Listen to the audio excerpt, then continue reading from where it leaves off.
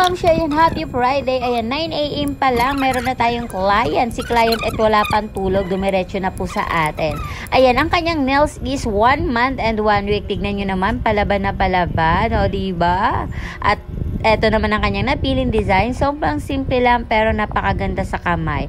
Ang linis mga moms. At ito naman si client, monthly po talaga pumupunta sa akin. Nagpapalit ng nails and lashes. At kitang-kita naman yung before ng kanyang lashes and after. O diba, ang lakas talaga ng lashes. Lakas makaganda ng mata at buhay na buhay.